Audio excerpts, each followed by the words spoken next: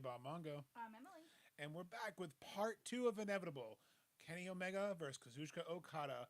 Their epic 4-match series. And we're on episode 2, so only 2 more to go. But tonight, it's a 60-minute fucking classic. I cannot wait for this match. I have been waiting all week to do this. It has been a struggle not to just come on and do it because honestly, I didn't want to wait. No, you definitely didn't.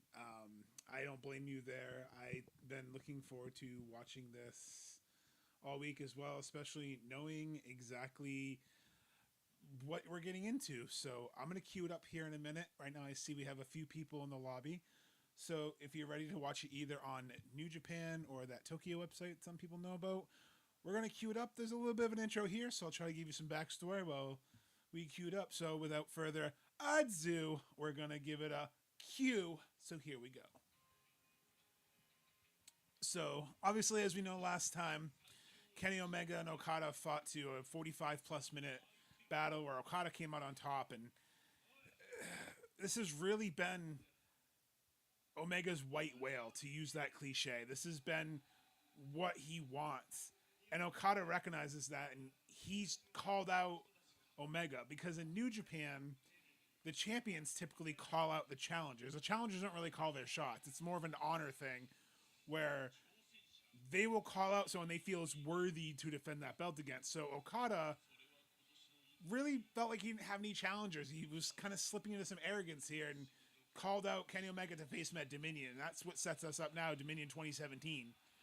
Also, what's interesting is this is really the rise of the cleaner. This is really the rise of the Bullet Club because you have the Bullet Club now has lost Finn Balor in the first years of it.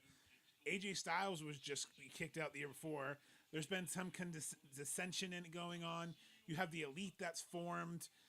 They've been kind of taking over while the Bullet Club feel like they're left behind. So there's been a lot of tension in this match because Kenny's focus right now is that IWGP title. That's all he wants. He wants to be the top guy. He wants to be the top gaijin.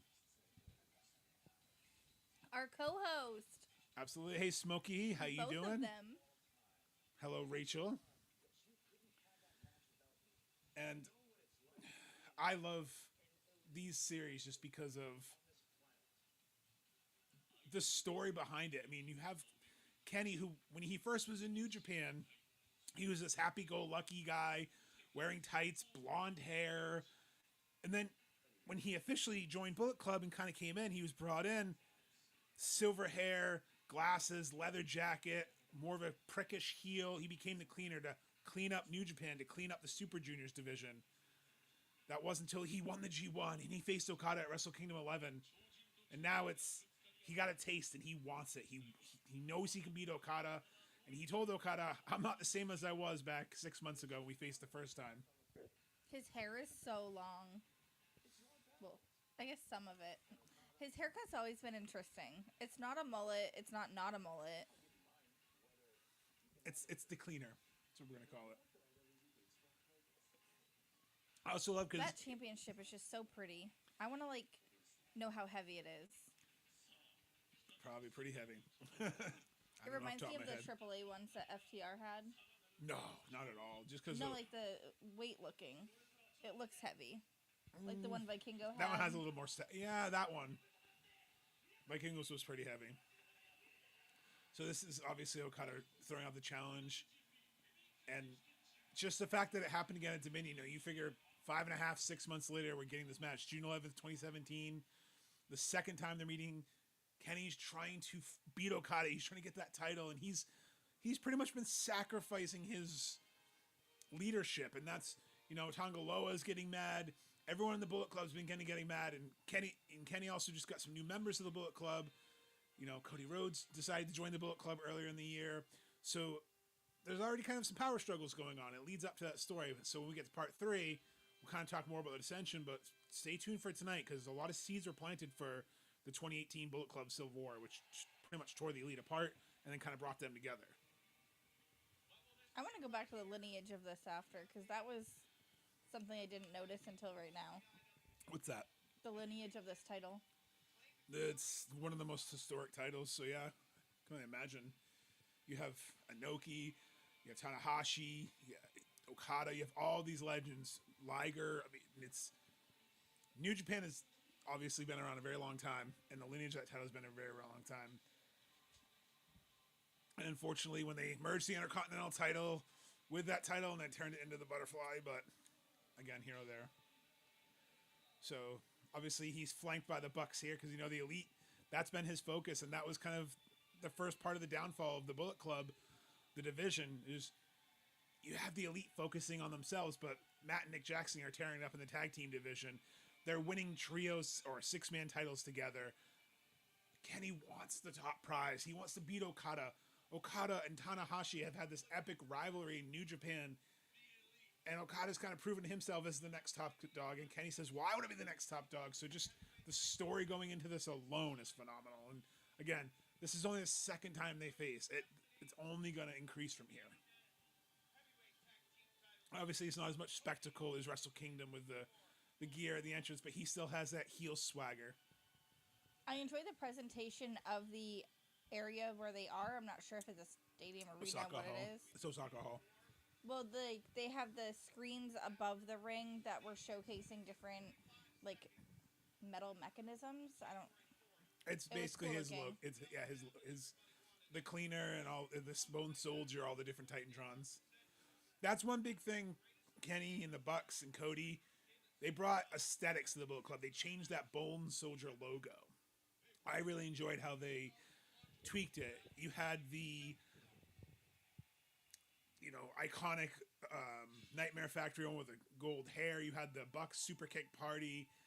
I mean, Adam Cole would get one. You had all kinds of awesome designs, and they put it in their Titantrons too. So now remember, this is about a year before All In. This is still pretty peak Kenny Omega. It's peak Okada. Okada's still the man. But I want to see if you notice something about Okada in this match, because one thing I'll always remember about this match is kind of the dynamic shifting. And I want to see if you notice. But this entrance is pretty epic for him. Always has an awesome entrance.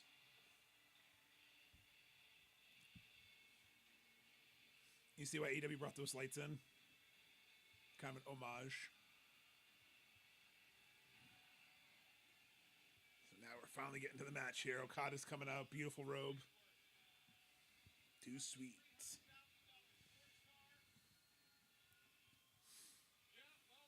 Notice he talking about $100,000 sports cars. That's why the Bucks bought him a car in Dynamite.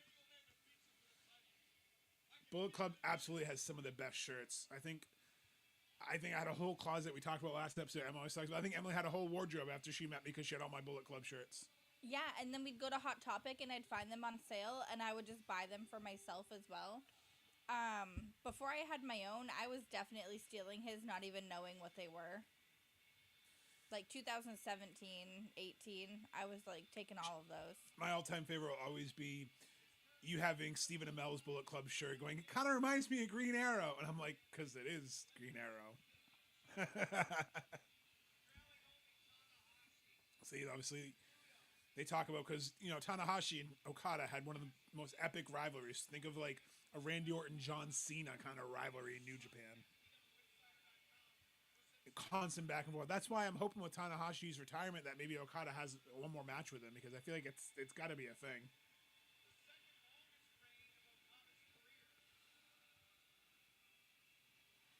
Love the Rainmaker robes. I love that he brings it back for pay-per-views and entrances, because there's something special about those.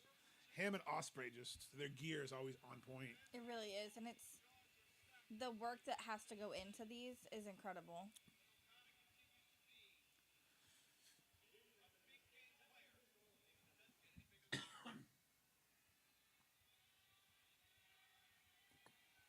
The crowd's already ready for this, because everything surrounding this was, can this live up to the hype? Can it live up to the hype of the first one? And it's a tough bar to set. Yes, Emily misses the tassels with the Bucks too. I really do. Look, it's Red Shoes again. Your favorite commentator too, Don Callis. Now notice only the Bucks came out with Kenny. Just keep that.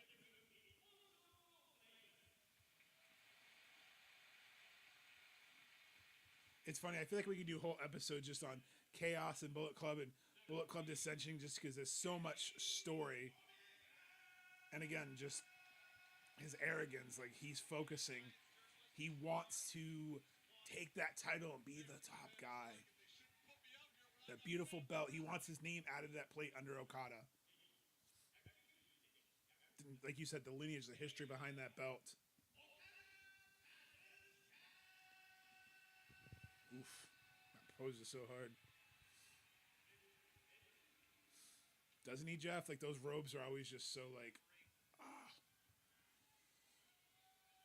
And like the lights hit him a certain way. It's just the glitz and the glam. He looks like a superstar with them. I like those trunks as well. Jeff agrees with me. Version 4, V4, best version of the IWGP title. Oh, Liger's on commentary. Yes. GOAT himself, Jushin Liger, who we also got to meet with Smokey and Rachel. Awesome moment there.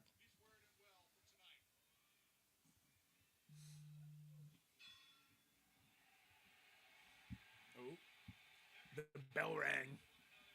Let's go. Okada, Omega, 2.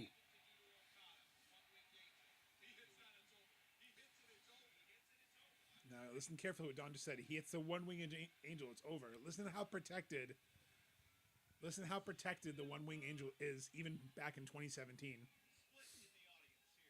I believe too, Jeff. I think Will got the inspiration from Okada because you had Flair who had his iconic robes, and Okada made his own version of the Flair robe, and I think it's just that wrestling tradition. But yeah, Will definitely got the pop and circumstance of that robe from Okada for sure.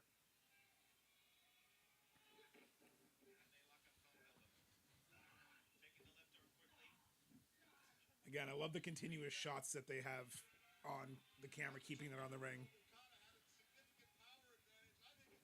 Liger was super nice. Liger was very genuine, and I just loved how he like bear hugged Cam. Made me smile. Okay, stupid question. Is the ring up higher, or are they all just like leaning onto it like that? It's just a respect thing. Okay.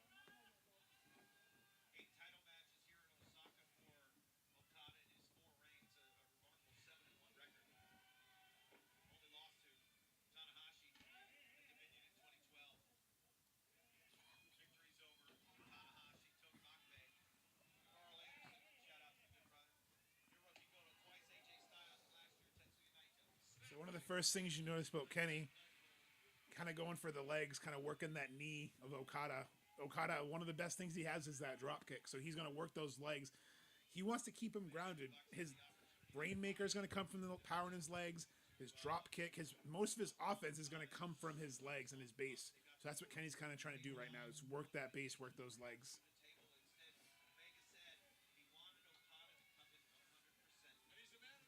Yeah, no, I was cheesing too, Jeff, because it was just like, he's such a legend of the business.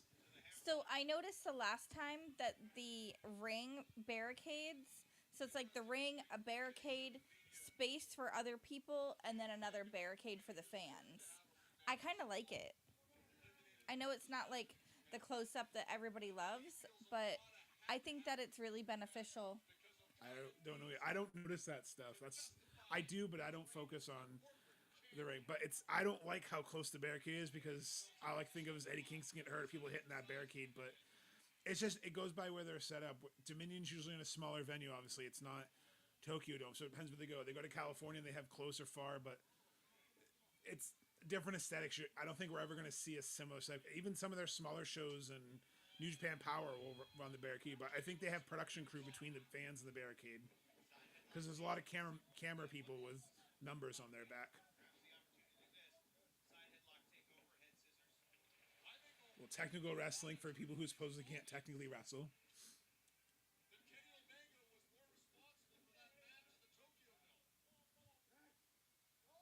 Don Callis pumping him up as a true heel. He was responsible for the Tokyo Dome attendance. I think, as much as I can't stand him, Don Callis is so knowledgeable, and You're not supposed to stand him. I know. When he is on commentary, it is educational, and I enjoy that aspect of commentary. You've got, like, Taz, who kind of talks about himself too much. Don Callis talks about his family too much. You know they're all characters, right? Well, exactly. Taz is he's supposed to be the arrogant New Yorker. So I think it's really insightful sometimes to actually listen to Don Callis when he's talking, as much as I hate listening to a hot dog. Look at that nice counter. A lot of counter wrestling. They know each other even better the first time. A lot of counters, a lot of anything you can do, I can do better moments here.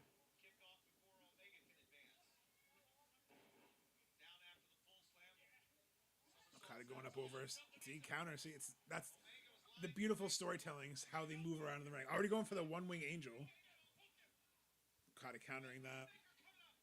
See, they know each other. Kicks the Rainmaker away. Getting cocky already with those. See, they know each other. He went for the dropkick. He stopped. He knew to stop. But his knee, look, remember, he's been working his legs. Made tweak the knee, the old typical, did he hurt it? Did Kenny hurt it? It's the subtle storytelling of he's going to take out one of Okada's strengths, his knees, his legs. Hey, that's Harley Cameron's name, the finishing move. Her finishing move.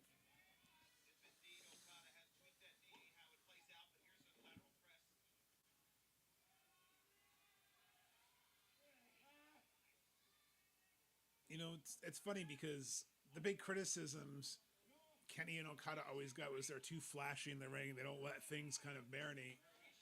But I want to ask you, because this is your first time seeing these matches, I think it has it all. I think they let the moves marinate. They do the chain wrestling. They have the technical. They have the reversals. They're kind of working each other's limbs. What do you think?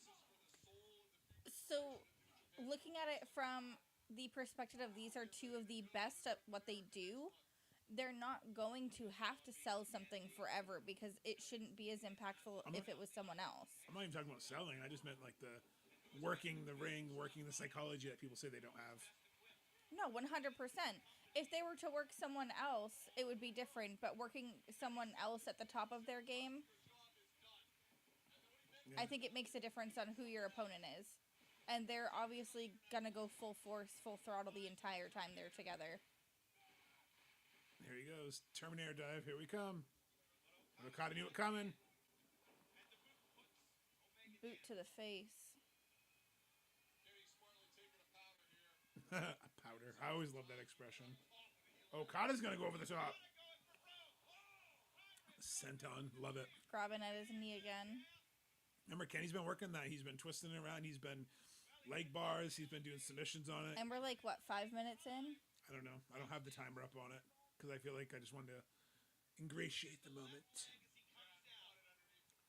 Crazy to think about, though. This match turned 8 years old 9 days ago. Oh no. She's hitting buttons on me, folks. Hopefully it didn't interrupt anything. Just kidding. Sorry. You didn't actually do anything. I just think it decided to flicker, but I think we're good. Thankfully, it's not like the other service who overcharged us, who would probably crash out by now. See, still going for that knee. Grabbing it, flipping it over, stretch muffler. Well, not stretch muffler, but almost like a leg DDT, I guess you would call it. Innovative offense, as JR would say. Grabbing at it again. Shin breaker. Oof. See, still targeting that knee. Ooh. Drop kick to the knee. Smells blood in the water. If you guys are just tuning in, we're watching Kenny Omega vs. Okada 2 at Dominion 2017. Emily's never seen these matches before. It's part of our 5-match series, so make sure you like, subscribe, follow along, because we're going to be watching all these matches in order up to All In, where we'll be watching live. And I've also figured out how to do a little giveaway wheel, so keep tuning in, because on the live one at All In, we'll definitely be having some giveaways to celebrate. It's a little cool Jeff, prize wheel. I still owe you some bracelets from doing bingo. You do. We had Anarchy Bingo. Jeff might be a little behind. I don't know. It might not synced up right. I don't know. Sorry about that. So we won't spoil the ending. We'll let the ending marinate for a minute. Even though I know Jeff knows the ending. Figure 4 leg lock. Also going after that knee.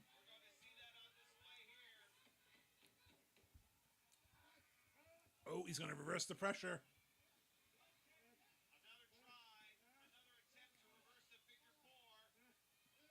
There it is. Oh, Kenny's rolling through it. See, this is that kind of like psychotic heel thing. This is that like, I'm not gonna let go. I'm not giving up. I want this. Like, this is really kind of what broke Kenny. It really made him break out and be himself because, yeah, he was great with the Bullet Club's great with the group, but once he got a taste how close he got to the gold last time, he's gonna do whatever it takes to win the gold. I mean, the Bullet Club was already bucking traditions. They were already going against the grain. You know, they are doing what they want. They're acting how they want. They would attack people at press conferences. He's not going to be the traditional respect you. He's going to beat the fuck out of you. He wants that title. He wants to be the guy. Still working that knee and driving that in the hardest part of the ring. See, I think Jeff will agree with us, and anyone else in the chat wants to chime in. Free space and bingo could also be the hardest part of the ring because every match someone mentions it's the hardest part of the ring. They do. Can he keep it a close eye on that belt as he goes to the barricade? Oh! The knee again.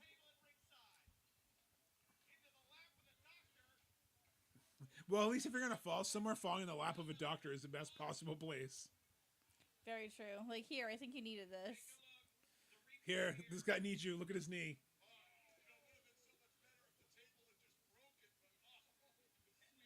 Kenny's getting a little break. Now, remember, Kenny's has this new, like, every time he wrestles, he gets this new swagger. He's getting this confidence because when he rose up, I mean, he's the one who basically destroyed AJ Styles. He unceremoniously beat AJ Styles out of the Bullet Club, got the whole entire organization to turn on him. He has that killer instinct. And what did Swerve say to Hangman? What did Swerve say to Ospreay? You need to have killer instinct to be a champion, and Kenny Omega has that killer instinct. Gets back in the ring to avoid the count out. Yes, the apron is definitely the hardest part of the ring. But I mean, it's funny if it's all boards and slats, it's the same thickness throughout. So is it because there's less give because there's no suspension? That's the only thing I can think of because it's all hard. It all hurts. Oof. Stomping his leg. Look at him just laughing, enjoying himself.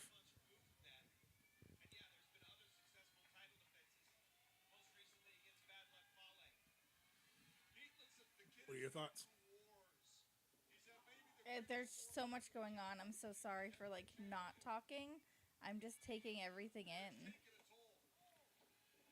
I would not want to get kicked like that, though. Like, fuck that. Look at the defiance, that fighting spirit that Japan, like, you know what? Like, he's not going to just roll over and die.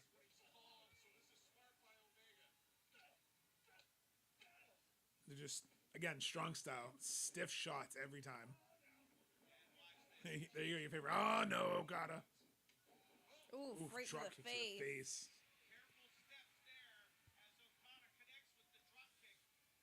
More structured to support. That's what I'm thinking, too. Jeff, you know more about engineering and stuff than I do, so it's what I figured. I'm like, it's got to be something to do with how the weight distribution is, and it's a harder part at the end, but it's just comical because every single commentator says it.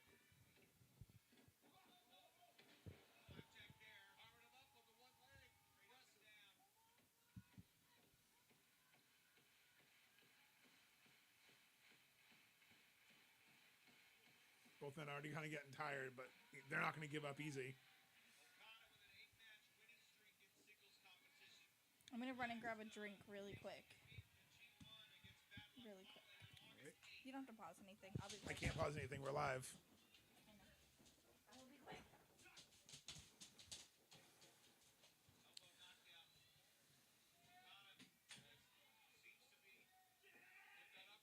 Oof.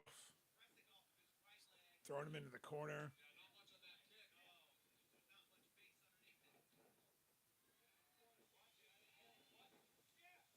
Ooh, nice counter there. Just flipping over Okada. Okada got a big boot, but Okada's starting to get a little bit of comeback here.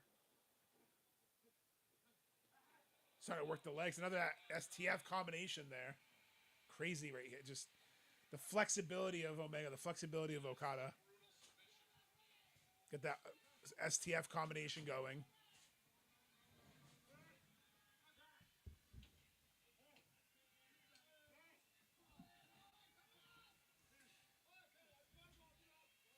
He's trying to mount a comeback here just to kind of get something. So otherwise, it's been a Kenny Omega the whole match. Stretching him out. We'll pull him Grabbing on the his ref. head. He's trying to grab the ref, pull himself the ropes faster, kind of cheat.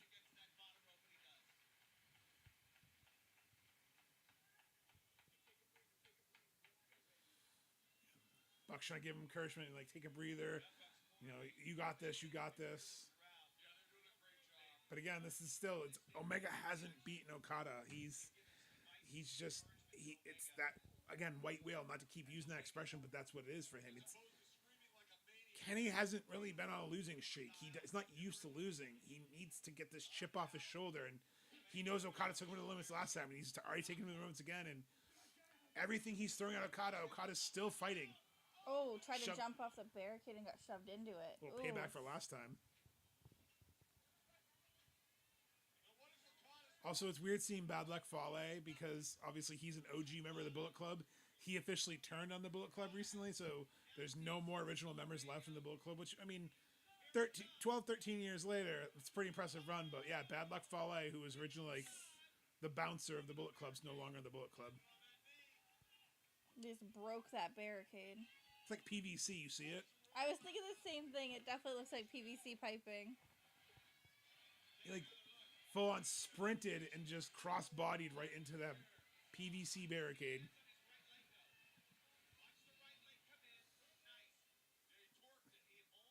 He twerked it. Not the kind of twerking I'm used to. You don't watch Love Island with me. No, I want to wait. If I'm going to waste my brain cells, I'm going to use it on wrestling.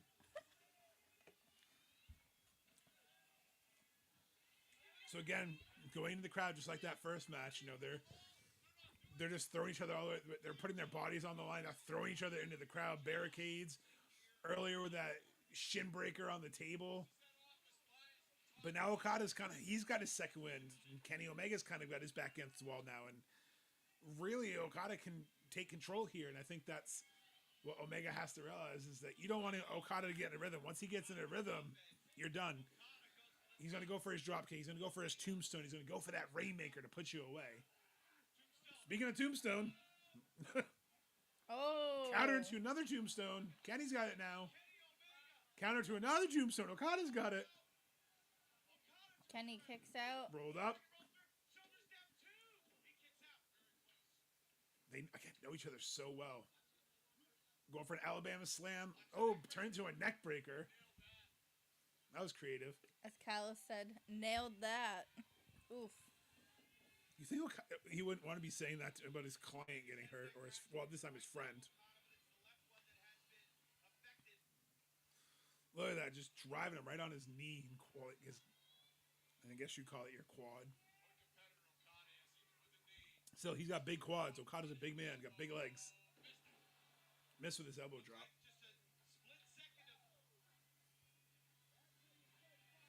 So again, if you're just joining us, we're watching Kenny Omega versus Okada at Dominion 2017, second match in their 4-part series, leading to All In, where they're going to face for the 5th, possibly final time, winner takes all.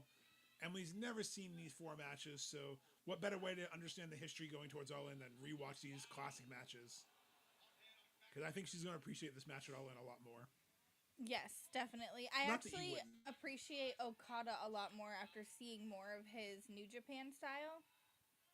I mean, look at when Speedball got in the ring with him. When Okada wants to turn on, he can. Oof, dropkick to the back. I don't think it's a matter of he's just not going to go 100 miles an hour on TV anymore because he's older. But pay-per-views, he turns it up every time. I think. And I'm not poo-pooing on No, him. I know you're In not. AEW, if for anyone that doesn't understand, I did not know of him until he came into She didn't AEW. really know the lore. So to see this is peak Okada. I mean, this was when he was on top of New Japan. He was never really not, though. I was going to say, yeah, You're right though. This is like prime Okada. Like really, he's cementing his title run here. He's cementing his. I mean, again, he had the balls enough to call Kenny Omega out. The only one who really took him to his limits. And he said, "Listen, you're the only one fucking worthy to face me. Let's do it again."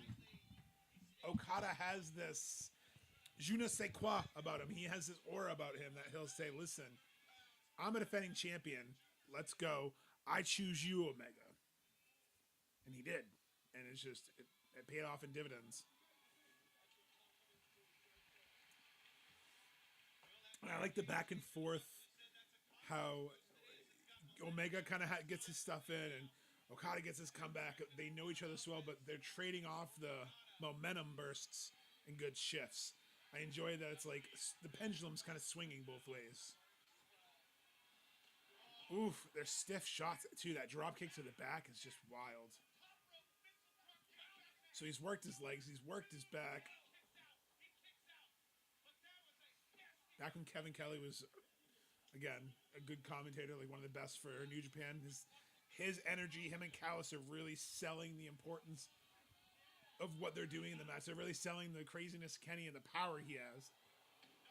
Another deadlift powerbomb.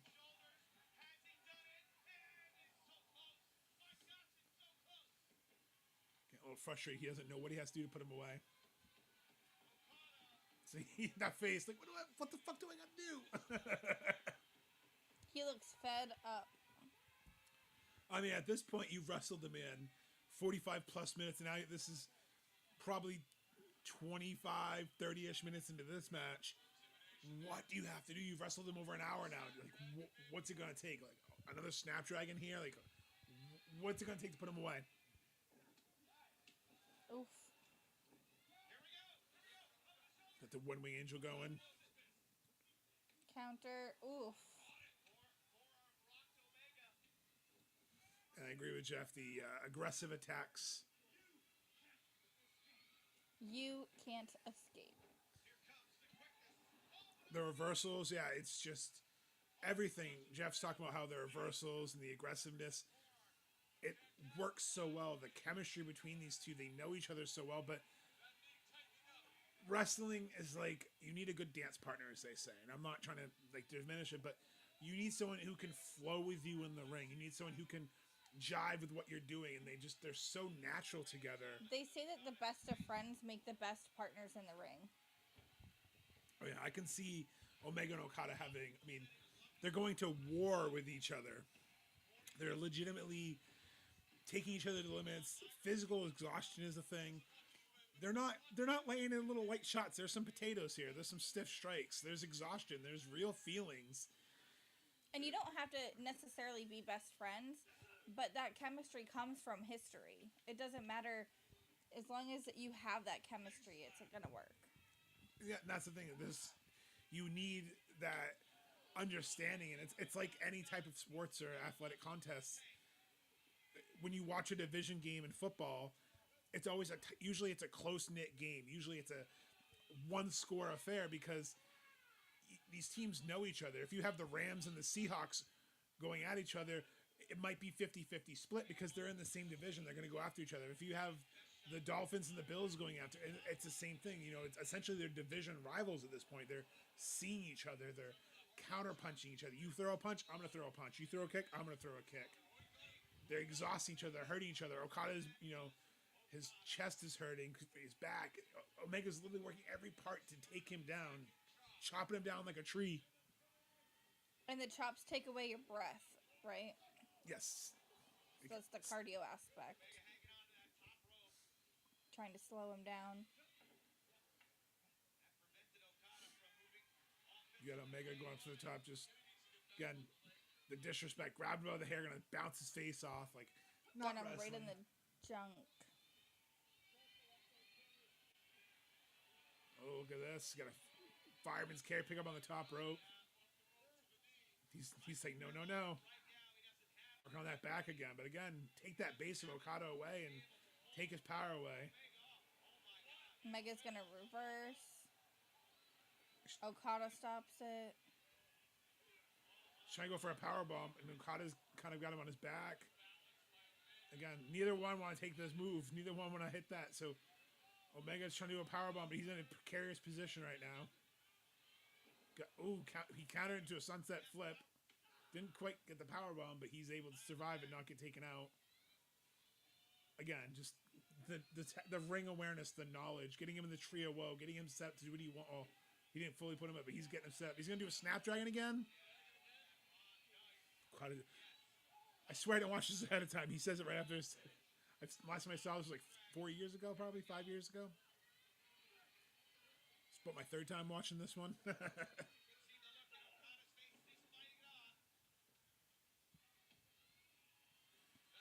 again, remember last time in Wrestle Kingdom, he hit that Snapdragon suplex off the top rope, but it threw him for a loop. It almost got the win, and he really wants it here. He's got it locked in. Okada does not want to give that up. Okada's been wrapped around this turnbuckle for probably a good 5 minutes, it feels like. I wouldn't say that long, but yeah, it's been up there forever. I wouldn't blame him. I would wrap myself around that thing too. He is trying to hit this move. He knows, and Okada is not. It's great. It's that subtle story here. He knows if he hits, he's good. Now Okada's like, I need to counter this, and what a way to kind of counter. Like, they're both in bad positions. Now he's got him on the apron and the fireman's carry. Oh, an FU basically, attitude adjustment, whatever you want to call it, on the apron. The Bucks are right there to grab Kenny, make sure he's good. Look at this. They said it's a Death Valley Driver, but it was more of like a FU attitude adjustment. John Cena's like flat on his back on the apron. Oh, and he cornered that, kind of like when Darby took that coffin drop. Okada's gasping at air. Imagine Kenny.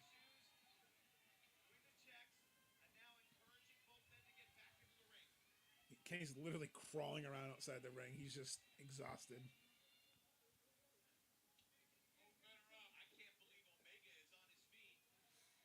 Okada's setting something up. He watched Kenny Omega get in the ring, and he's kind of like hiding behind the cameraman here. But Bucks are obviously saying, watch out, but... Oh, that barricade again. Now it's the guardrail this time. Oh my God.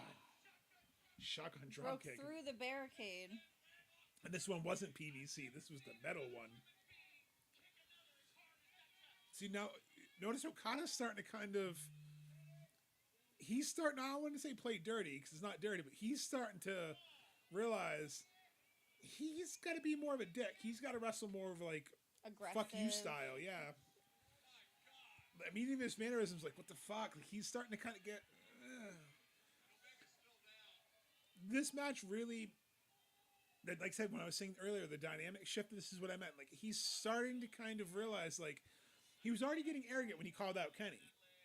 He was already getting that big ego as champion because he's, getting one of the longest reigns, and he's going defense after defense. Oh, here's the table.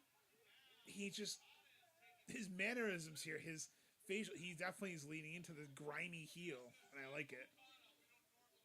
And as Maureen pointed out in our comment section, that the way these tables, are built, they're designed more for the impact, but I don't know, they're still pretty thick.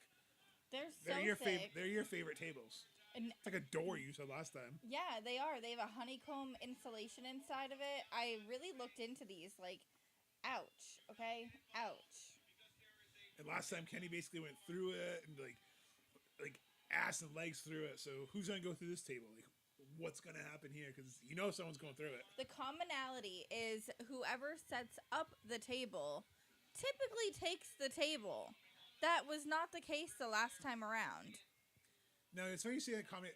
American wrestling has a commonality. Is it New Japan? I haven't seen enough table spots to make that judgment. So maybe that's something we'll have to keep an eye on if we notice if it's strictly an American wrestling thing or is it a worldwide thing? Because I couldn't tell you. If you know, let us know. If you know, you know, and let us know. Look at it, another that deadlift. Core strength. Okada did not want to get powerbombed through that table. Knowing the medical stuff that Kenny deals with later on, it's incredible to watch what he puts himself through to get to that point, maybe. And you can see why he was probably able to rebuild his core. Oh, rebuild that shrink because he knows how important it is to his style. Kenny's on the apron. He's shaking his hand at the table saying, I ain't going through that. Catches him with a drop kick, springboard. I bet that'll be a callback. You see it all in with that drop kick to the stomach. Okada definitely enjoyed that. Okada got some wrist control here, getting ready to set up his elbow drop.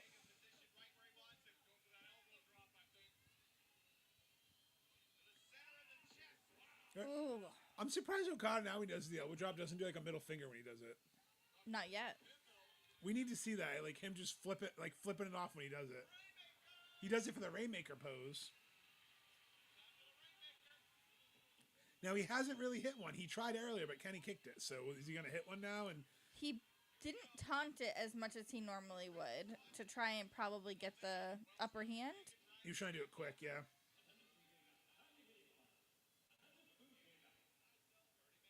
So we're halfway through. 30 minutes has already elapsed. 30 minutes remaining. So we're halfway through here, which is wild to think about that. They've already gone 30 minutes, and they're still going like they just started. It's the conditioning of these two men is insane. And I know there's a lot of criticism. Well, they're not like they were 8 years ago, but they can still tell a good story in the ring. They don't have to go 100 miles an hour. They can still tell a damn good story going 60. And who's to say they're not training to go 100 miles an hour? We don't know what they're training to do right now. Yeah, you notice they're not really being put in a lot of matches to kind of heal up nagging injuries, which is always a smart thing. I want to point out, not one of us really knew Nigel was coming back. We didn't know he was in the ring training. Yeah, not till after anyway. Yeah, you just don't know. That's why I like AEW's. Things don't leak as much, thankfully, so there's a lot more surprises to be had. But then again, sometimes things that leak are usually liars by certain people. Crossing his legs into superplex when he's crossing his legs to break his leg too at the same time. So not only does that hurt his tailbone, but that's going to hurt his leg too.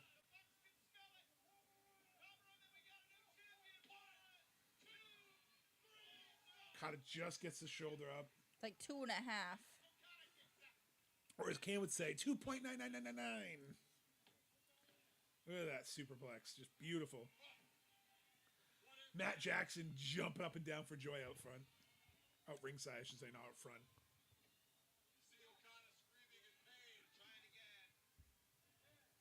Just holding him up there and just drops on the back of his neck.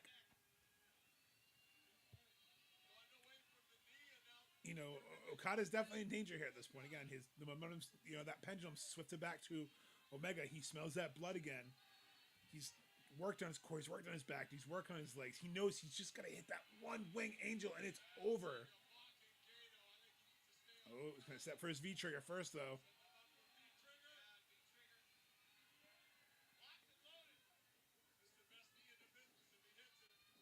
Still hasn't hit his V-trigger either. Counter the German. Finally hits that V-trigger. And Don Callis said one of the best knees in the business. I couldn't agree more. The V-trigger is probably one of the best looking moves he does. That running knee. Counters a one-wing angel. Tries to get a Rainmaker. Counters the Rainmaker into a backslide, which is countered. V-trigger caught. Again, the chemistry, the knowing each other, the timing. Catching it. Oh, deadlift German held on to it. Trying to grab the hair to get out of the German. We're going to go for two. And held again. Folded in half.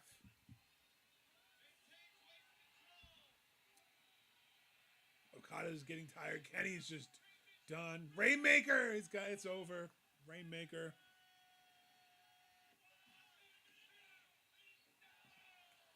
$2.9. And that Rainmaker was let in. He didn't just, love tap that. He let it in. So 2 German suplexes and Rainmaker. Like, watch this Rainmaker. He just, all of that right on the shoulder and neck. Flips him over. But that slight hesitation of Okada not pinning him right away, that half a second can catch you. Listen to Osaka right now.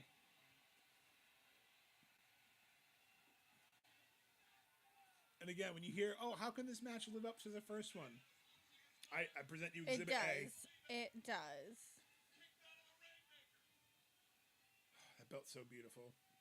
They keep showing the IWGP version 4. But, it's amazing.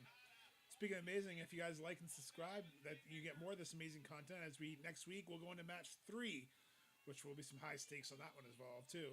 So if you're just tuning in, we're watching all 4 Kenny Omega Okada matches leading up to All In live on July 12th, where we will be watching with you live. See what happens. But let's see how we get there. Right now we're in match 2, a little over 30 minutes away with crazy action. Emily is legitimately speechless, which you've listened to the podcast, know it's not easy to make her speechless. It's not easy to make me speechless. Especially not me. I don't shut up. Part of it, too, is I do not know finishing moves, and I am honest about that. You're doing something that looks like it hurts. No, I have not seen anything like that, Callus. So it's hard for me to sometimes say words and put things together. However, this match has been absolutely nonstop, and I feel like if I take my eyes off of it, I'm going to miss something. But they are good with the replay. No, and I'm not even judging. I'm saying it's wrestling is about keeping your interest and keeping you wanting to see what's going on.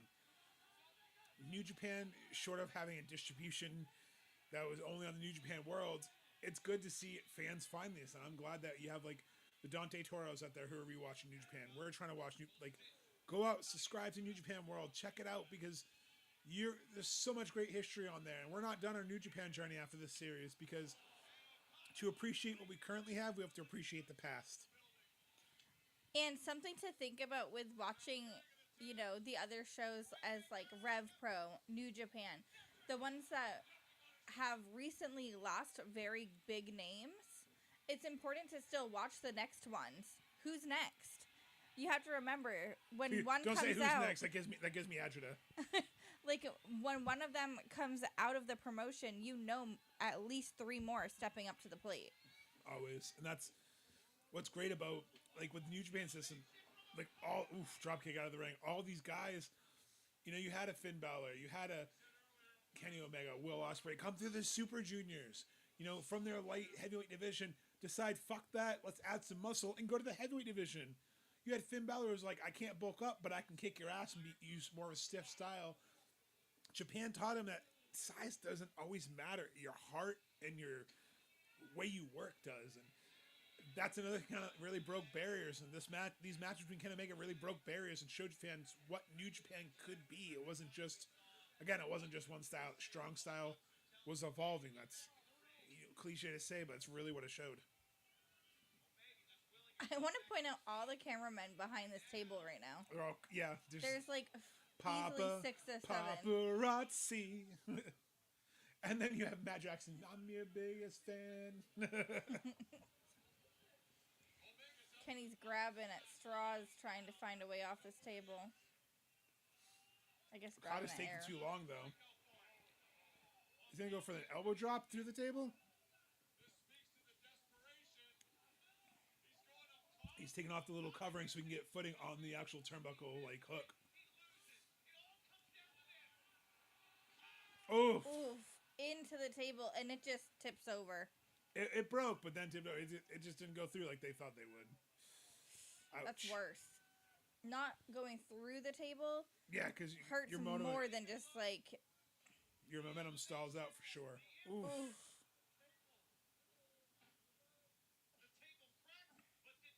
Yeah, it just... See, Don Callis, what you said too. Yeah, it's split down the middle. It just didn't go all the way through. His elbow's already bruised just from this match alone and that move. Both men definitely did not get a good end of that. Okada kind of landed on the solid base of Omega, and you had Omega just kind of getting landed on, then falling off the table. So it's almost like the old, what's that movie with Adam Sandler, Little Nicky? Both sides hurt equally. Like, it just doesn't matter. Like, it just, both men did not take the good. Okada's like, get this out of here. Was this one of the first "I am the table" moments? Ooh, they look wrecked.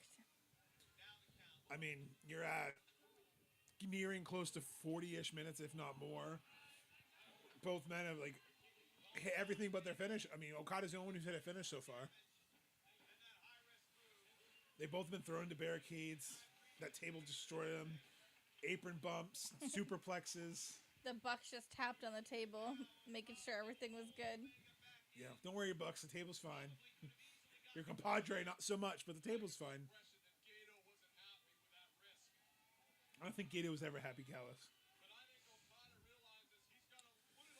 Welcome in everyone who's joined us. We're watching Kenny Omega versus Okada at Dominion 2 from 2017.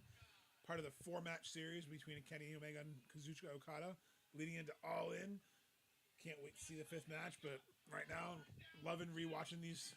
We're on match number 2. We start 2 more to go after this, which is wild to think about. I don't know how these guys get in the ring with each other time and time again. Willingly. Because they put on magic. I guess like if I was in this position, I'd want to go up against the best. Listen to this crowd just coming unglued. I thought that New Japan crowds didn't make noise. Only during COVID. Common misconceptions. Yep. Because they didn't obviously want to cheer and spread germs and spit on everything, so they just did the clapping. But you know, now the crowds are back in full force. They're back. They're very passionate fans. Japanese fans are just very respectful, so they're not gonna. You're not gonna hear what, or the annoying chants, but you'll hear chants. You'll hear cheers. But it takes a lot. If you can get a Japanese crowd going, you're doing something right, because they're very much into style and tradition. And they love the monsters. The big. Well, that's why Liger was such a thing. Like that's why you had Muda being such. All these Vader was so over. I think Archer did really well over there as well. Oh, they love Archer. They love Archer. Because everybody cries. I can't say that. I don't know if we can say that on stream, so I don't want to say it. Both men are just glistening in sweat, breathing hard. They're sucking wind. Kenny's throwing desperation shots to Okada's core.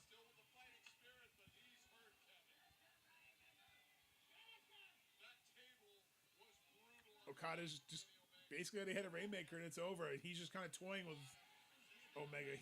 Omega's kind of on his last legs, and Okada's just kind of sitting there, just not even just toying with him, basically, not even really engaging him. So uninterested in his games. Rainmaker, there it is. And keeps his hand. He holds his wrist. He's gonna give him another one. Maintains wrist control, as they would love to say. Oh, they just said the it. Bucks are grabbing at him. See, again, this is not something Okada would normally do. So that Okada going for that second Rainmaker was very uncharacteristic of him to kind of be that arrogant. But Kenny's bringing this out, and this more arrogant side started to show. Like, he could have finished it earlier. No, he wants to inflict pain. He wants to inflict punishment on Omega. I love that you say the Bucks. What's your problem? The robot. Emotionless. See, but he hasn't. He could have pinned Kenny. So like, there's a mistake. You hit 2 more Rainmakers, but you didn't capitalize on either one. So now you're gonna go for a third. Like, it's the arrogance. But see, he's wasting time. Wasting time. That's not a really babyface-like tactic to kind of want to play around. You know, babyfaces hit the finish and want to get it done. Heels, this is more of a heel tactic. So, again, that dynamic shift I was telling you about. That's one thing I always remember this match is that dynamic shift of like, whoa. You know. So here's the one you notice. What is Cody doing? Oh, they ran this story with MJF almost. Very different. So, but yeah, look what Cody wants to do. He wants to throw the towel and he wants to end the match. But they're stopping him. He's saying he's saving Kenny, but really?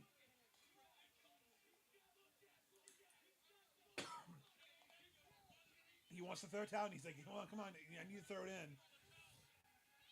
But the Bucks are stopping it, rightfully so, because really, this was always a ploy by Cody. He doesn't give a shit about Kenny. He gives a shit about power. His whole New Japan thing was kind of like that sneaky politician, American Nightmare. And see if they let him throw the towel when Kenny went and got that second burst. So you have, this is really the spark that lit the Civil War in Bullet Club, is Cody trying to screw with Kenny Omega. It really starts with that moment right there is what kind of started the separation of the Elite. You've got the from rest Bullet of Club. Bullet Club, and Kenny wipes himself with that white towel. You've Basically- got everybody banging on the apron from Except the for Bullet Cody. Club. Except for Cody. Cody's frustrated. He's shocked. Because again, his ruse is he's doing it for Kenny, but he wasn't. And the Bucks knew. The Bucks knew not to trust Cody. Ducks the Rainmaker. Goes for a V-trigger. And that was a harsh roll-up. That wasn't like a light cover. He For really another had that V-trigger. locked in. Going for a one-winged angel here. Crowd's going crazy. They sense it. Look at Hangman. He countered that. He flipped over the one-wing. That was probably one of the best counters to one-wing angel I've seen. Oof, V-trigger. You're talking about looking at Hangman. I'm watching Okada flip out of that Rainmaker. And yeah, Hangman with his little curly hair, looking full school teacher right there. Is he going to get the one-wing angel? Nope. Okada slides down the back. So Okada knows that he can't get that, so he's not going to let Kenny get that easily. But quickly to go back to Cody. Our next match, ooh. But look. Oh, he got the foot barely on the ropes. Ring awareness Kenny's right there. face. Because he didn't do it in the center of the ring. If he'd done it in the center of the ring, he would have. But again, look how much it protected the one-wing angel still. He didn't kick out of it. He did the whole put my foot on the ropes at the last second. Watch it. His toe got the rope. Even Red Shoes was like, holy crap, your toe, man. See, Cody's basically still like, I should have thrown it in. And it was all a ploy. So, when Cody goes out there and says, oh, I was a leader of the Bullet Club, this is right here. He wasn't. He wanted power. He wanted to lead the Bullet Club because he didn't believe Kenny had the best intentions for the Bullet Club. He knew that the other members of the Bullet Club would join him in his coup. And this is what started his coup. This is what starts Cody's dissension from the Elite. Cody's dissension from the Bullet Club before they kind of, shook hands and made up in 2018. But that's a very pivotal moment for Bullet Club. They're banging on the ring so hard on the outside that Okada's hair was vibrating. So keep that in mind too. This chase is the first nail in the coffin. Kenny getting betrayed. And again, Bullet Club is kind of like Game of Thrones. Everyone betrays everyone. Like, I don't think there's one person in the Bullet Club who hasn't been turned on yet. Oof. You got that Rainmaker. Look at that bruise on his eyebrow. That's like the fifth one I've seen. Every time they zoom in, I see a new bruise. He's got a shiner above his It's an eye. egg. He's got a giant cut on his back. He's got bruises on the back of his neck, his shoulder, his legs. Omega's all red and blown up. They're exhausted. This is a long match reason. They're giving it their all. Time's ticking down. They're trying to get that final kill shot in, get that final move in, and leave champion. They're counting down the finals. He can't. They're so exhausted.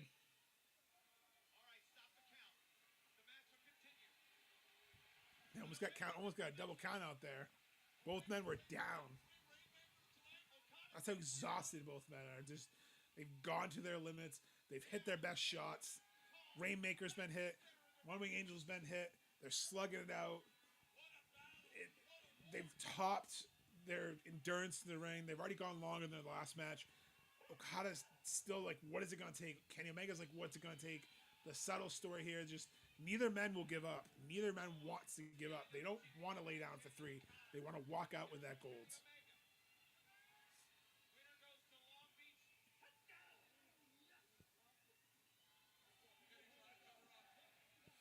But again, this is what's consumed Kenny. So think about it. He's sacrificing everything for this belt.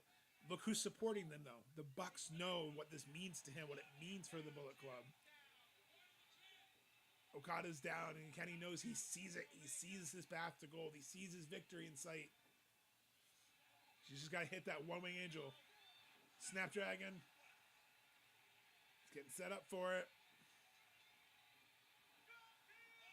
Dropkick out of nowhere. One of the best drop kicks in the business, too, by the way. Okada's got a beautiful drop kick.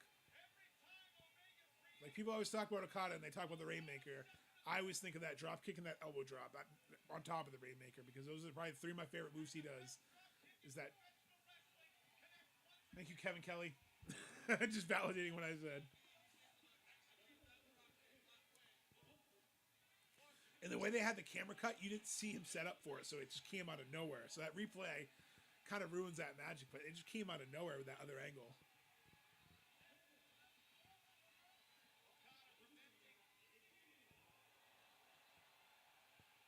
We're getting dangerously low in time.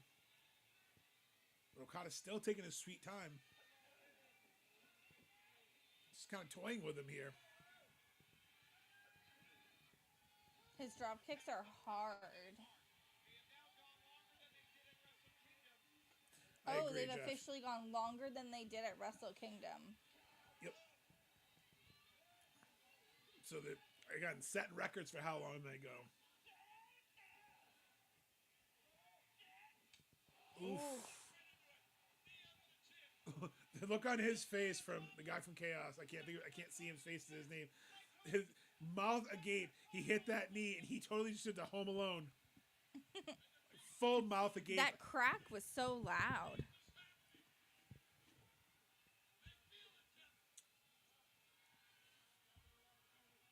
Neither man again wants to give up this. The exhaustion they're selling in this ring. They're showing the fighting spirit. This is what I love about New Japan. Everyone always talks about they don't sell. They don't show a match, but the selling takes place depending on the story of the town. This match, they're showing they're the top dogs. They can dish it out. They can take it. They're not going to quit. They're showing they're resilient. They're showing he's the top champion. Kenny's the top gaijin, the top foreigner. They're both championship material. Kenny Omega had some of the best intercontinental title defenses, but they're going to the point where they're just passing out. They rather die in the ring. And I hate to use that analogy, but they rather leave it all in the ring than just give up, tap out, succumb to a 3. Countered the one-wing angel to a tombstone. Hits the tombstone. That was beautiful. Cody's still questioning things on the outside. What storytelling? Because he feels I should have saved him. But again, he'd been planting seeds leading up to this. He'd been planting seeds about not trusting Kenny, wanting to take over the Bullet Club. Even a press conference just saying he knows what it's like to be on top and all this. He knows what Bullet Club needs. And it was great. That little Civil War angle. I mean, it gave us the Elite. It gave us a strong version of the Elite going into All In, going into the formation of AEW. So those seeds, and then you have obviously Tangaloa out there cheering on. You have all these seeds planted, and then the seeds these two planting of what the hell is it going to take to walk out with his championship? Like this, what's Okada going to take to defend this title? What's Kenny need to win the title? So they go for another Rainmaker and try to finish it off. Cody just shrugged his shoulders. I'm not even worried about Cody. Did you see what Omega just did? I did. He ducked right out of another Rainmaker, didn't he? He didn't duck. He just fell down in exhaustion. Here I am thinking it was thought out. No, it could be, but it's subtle storytelling. He's just like slumping down. See? Just slumps down because he's so tired. But what a good, again, a good way to sell that. Him just like slumping down, just exhaustion. And think about who did that. Think about Hangman Ospreay when he avoided the hidden blade by just laying down. Jay White avoiding the buckshot by laying down. The subtle storytelling of I'm going to tell my exhaustion, but also is how I can counter. I'm just going to fall to the ground because you can't hit your move if I fall to the ground. Everybody's doing the pixie dust clapping. Don't call it pixie dust clapping, for the love of God. That's how you brought her back. Oh, I don't want to think of Tinkerbell when I think of wrestling. And yes, I know it's wrestling, but I don't want to think of Peter Pan or Captain Hook either. Okay. I mean, there was a pirate in WB, so we have had pretty close. He actually came in on a rope and everything too. And then they tried to rebrand him Kazarni, which is Carney speak. Hilarious. Can't get that tombstone. They're both going for a tombstone. They can't get it.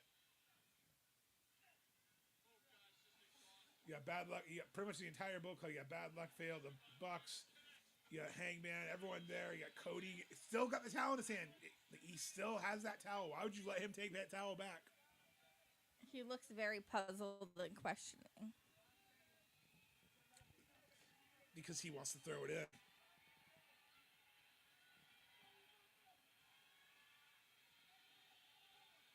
He's just staring. Notice he's not staring at Okada. He's staring at Omega.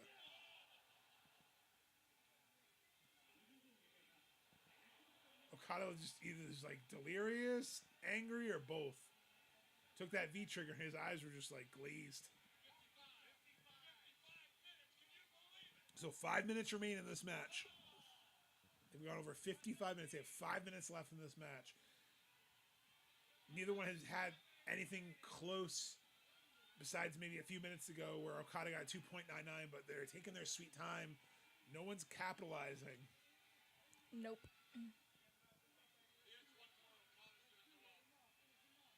But this is when Kenny usually pulls it out. He's going to get that V trigger. He wants what he wants. He wants that V trigger. He wants that Rainmaker. Oh, yeah, Rainmaker. He wants the One-Wing Angel. He doesn't want that Rainmaker. He wants to just punish Okada. See, even Callis is like, come on, pin him. What are you doing? He's going for a tombstone. Gets drop kicked in the back. Just fell on the ropes. And Don Callis said it best. He said it's been his most effective weapon, the drop kick, and I agree. It's kind of what has gotten Kenny kind of off his feet, no pun intended, and just got him down to the ground. Kenny's smart to hang on the ropes though, because he senses Okada behind him. Okada going for the tombstone. He smiled right at the camera. Did you see that? A spinning tombstone. He loves hitting those when he wants to finish doing that jumping spin.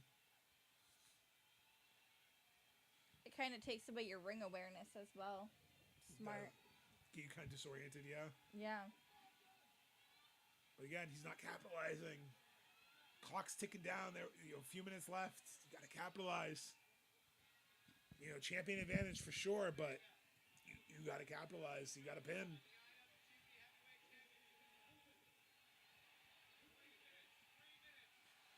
I agree, Jeff. The basics are just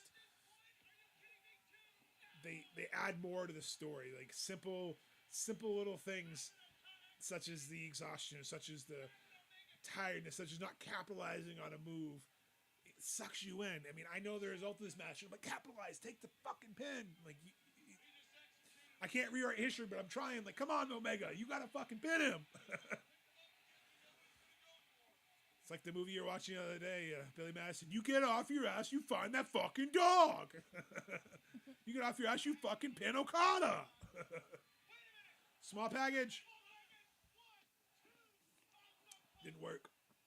They've got to have about 2 minutes left. Oh, drop kick to the side of the head into the ropes. Now Jackson trying to get him back up.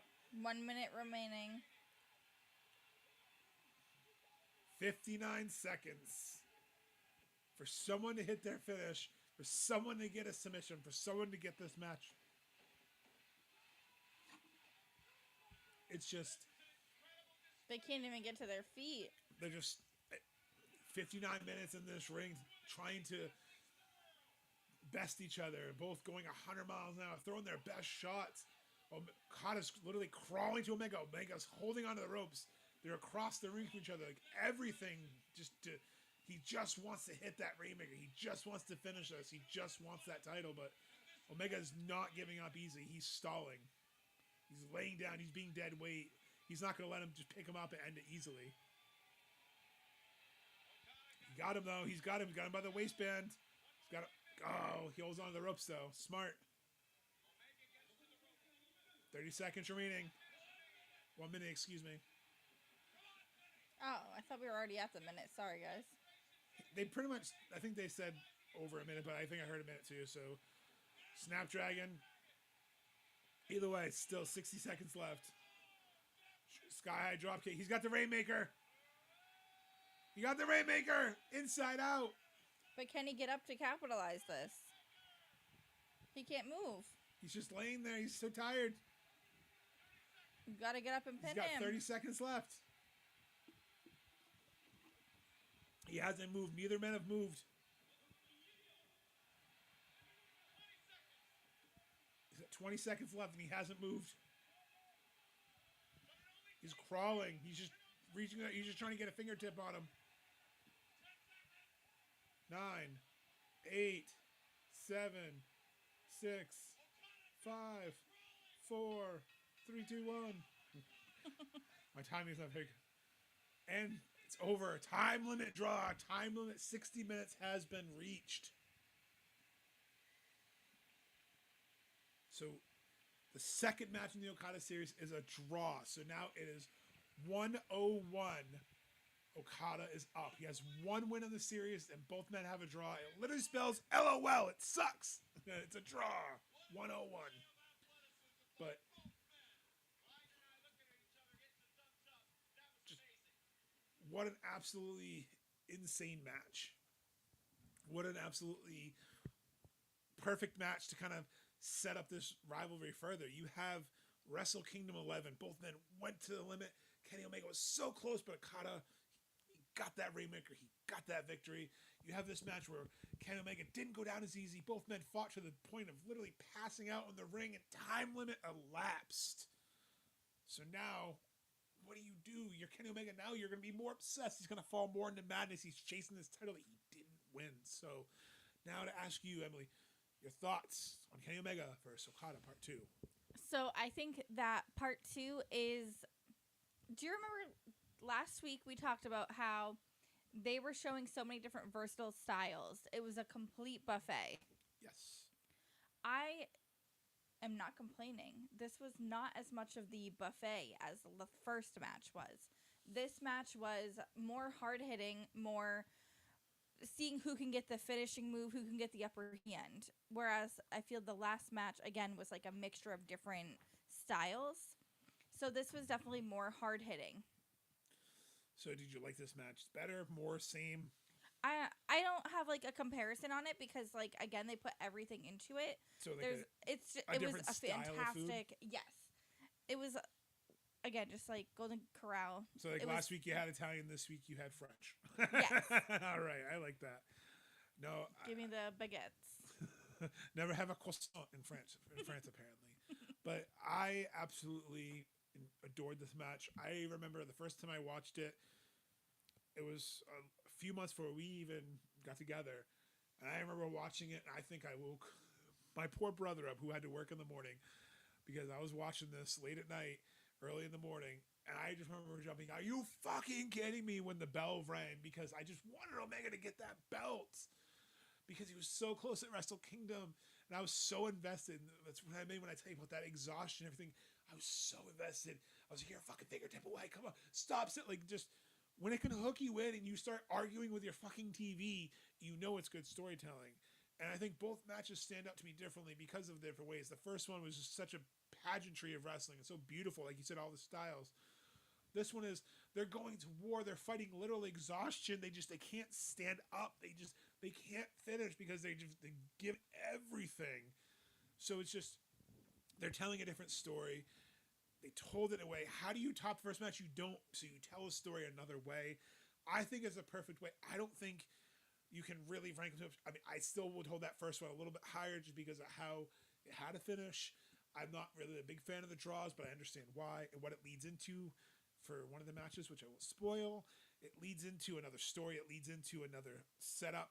But next week, we're going to be going to part 3, the G1 Climax. Both men face off, but this time they only have a 30-minute time limit because it's a G1 Climax match. Both men are facing off for the 3rd time. And we're going to be kind of fast-forwarding a little bit. Going to go through some more history, so I'll give you a little bit more rundown, so we speak. So, final thoughts before I sign us off?